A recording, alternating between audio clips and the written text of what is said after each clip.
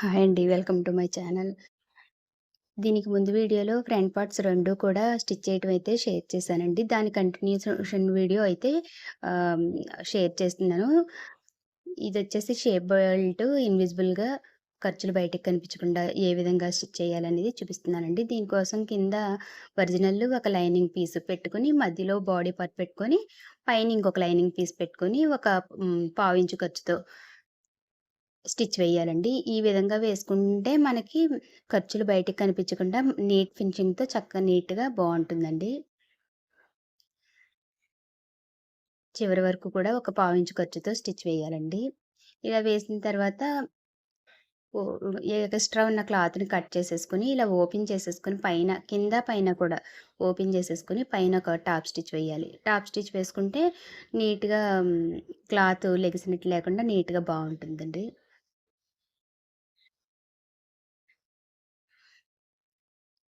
ఇప్పుడు కింద వైపున ఎగస్ట్రా ఉన్న క్లాత్‌ని కట్ చేసేసుకుంటున్నానండి. ఇది క్లాత్ చాలా ట్రాన్స్‌పరెంట్‌గా ఉంది. కట్ చేసేటప్పుడు కొంచెం ఎక్కువ, తక్కువ అవుతుంది కదా! ఎక్స్‌ట్రా పీస్‌ని కట్ చేసేసి, ఇలా వీడియోలో చూపించిన విధంగా కింద వైపున, పై వైపున కూడా ఒక పావించు ఖర్చుతో ఫోల్డింగ్ వేసేసుకొని, మళ్ళీ ఒక స్టిచ్ అయితే వేసేసుకోవాలి.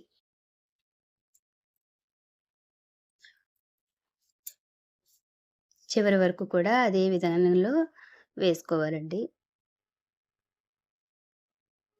జాగ్రత్తగా ఫోల్డింగ్ వేసుకోవాలి. ఇది కొంచెం ట్రాన్స్‌పరెంట్‌గా చాలా సిల్కీగా స్మూత్‌గా ఉందండి. ఫోల్డింగ్ కొంచెం ఇబ్బందిగానే ఉంది.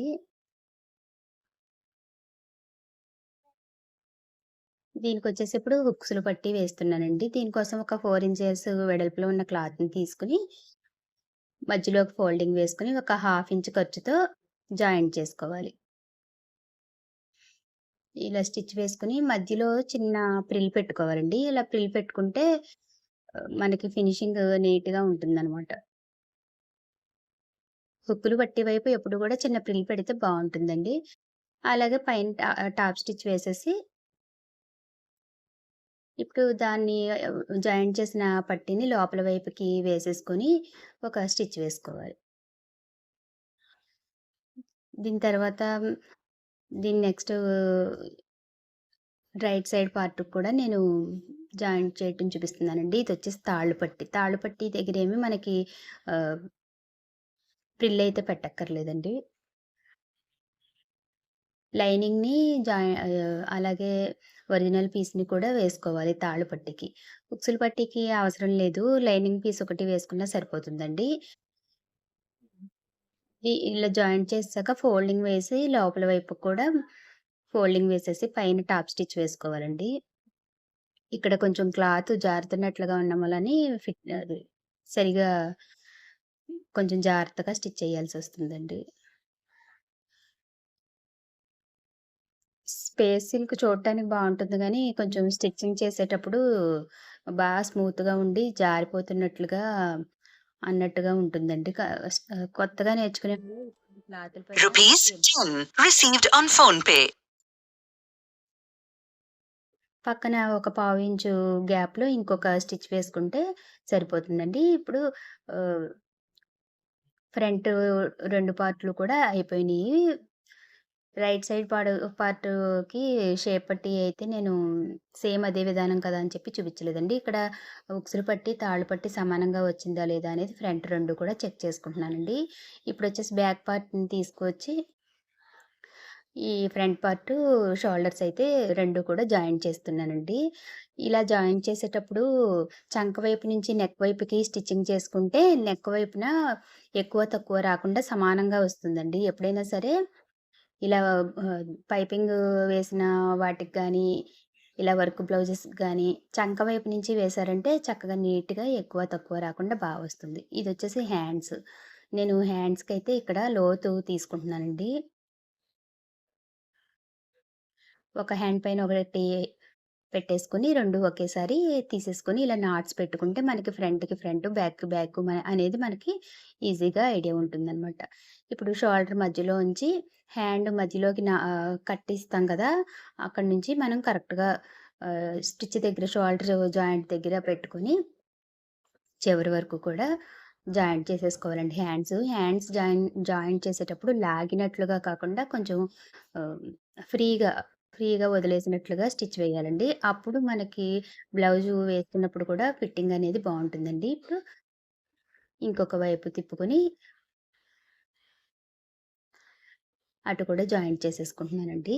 సేమ్ ఇదే విధంగా ఇంకొక హ్యాండ్ కూడా జాయింట్ చేసేసుకోవాలి. ఇన్విజిబుల్ పైపింగ్ అనేది నేను నెక్స్ట్ వీడియోలో హ్యాండ్‌కి ఏ విధంగా వేసాననేది అది నెక్స్ట్ వీడియోలో పెడతానండి. డబుల్ స్టిచ్ వేసుకోవాలండి. హ్యాండ్స్‌కి ఎప్పుడు కూడా డబుల్ స్టిచ్ వేసుకుంటే గట్టిగా ఉంటుంది. మీకు లోపల ఎక్కడ కూడా ఖర్చులు కనపడవు. ఈ చంక రౌండ్ దగ్గర తప్ప సైడ్‌లు కూడా కావాలంటే మనం ఖర్చులు కనపడకుండా వేసుకోవచ్చండి.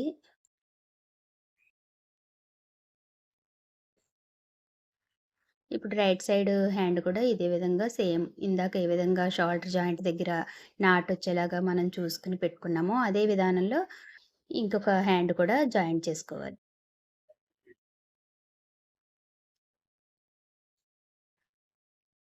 ప్రిన్సెస్ కట్ కూడా ఈజీగా ఏ విధంగా మనము కట్ చేసుకోవాలి అనేది నేను నెక్స్ట్ వీడియోలో ఏ ఆది బ్లౌజ్‌కైనా సరే, ఏ విధంగా కట్ చేసుకోవాలి అనేది నేను నెక్స్ట్ వీడియోలో పెడతానండి. అలాగే బ్యాక్ ఓపెను, బోట్ నెక్స్ అన్నీ కూడా షేర్ చేస్తానండి. ఛానెల్‌ని అయితే తప్పకుండా లైక్ చేసి, షేర్ చేసి, సబ్స్క్రైబ్ చేసుకోండి. ఇప్పుడొచ్చేసి నేను సైడ్ జాయింట్స్ అయితే చేస్తున్నానండి. ఆది ప్రకారం చూసుకొని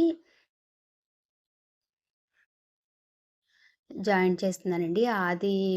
ఆది బ్లౌజ్‌లోంచి చంక రౌండ్ ఎంతుందో చూసి మీకు వీడియోలో చూపిస్తున్నాను కదా! ఈ విధంగా కొలత. ఇలా తీసుకొని కొలత పెట్టుకొని తీసుకుంటే మనకి ఫిట్టింగ్ ఇంకా ఆది బ్లౌజ్ ఫిట్టింగ్ ఏ విధంగా ఉందో అదే విధంగా చక్కగా నీట్‌గా వస్తుందనమాట. అలా చివరి వరకు కూడా వేసేసుకోవాలి.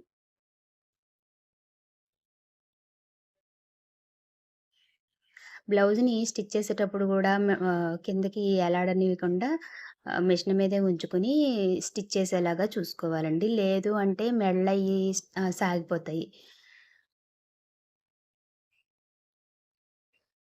అలాగే వీడియో ఎలా ఉంది అనేది చిన్న కామెంట్ అయితే చేసి, మీకు ఏ వీడియోస్ కావాలో కటింగ్ వీడియోస్, లాంగ్ ఫ్రాక్స్ గానీ, ఏది కావాలన్నా సరే కామెంట్‌లో చెప్తే నేను కటింగ్ అయినా, స్టిచ్చింగ్ అయితే అయినా షేర్ చేస్తానండి. అలాగే రెండో వైపు కూడా సేమ్ ఇప్పుడు ఏ విధంగా అయితే మనం కొలత ప్రకారం స్టిచ్ చేసామో సైడ్ జాయింట్స్, అదే విధంగా సైడ్ జాయింట్ అయితే వేయాలండి. అలాగే అటు 3 కుట్లు, ఇటు 3 కుట్లు వేసుకుంటే మనకి ఎప్పుడైనా సరే విప్పుకున్న ఒక్కొక్క కుట్టు కస్టమరు సరిపోతుంది. కనీసం 3 కుట్లయితే వేస్తారండి ఎవరైనా సరేను.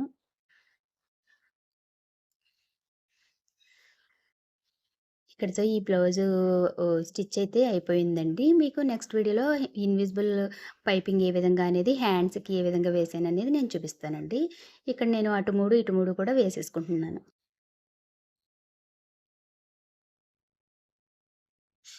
Thank you for watching.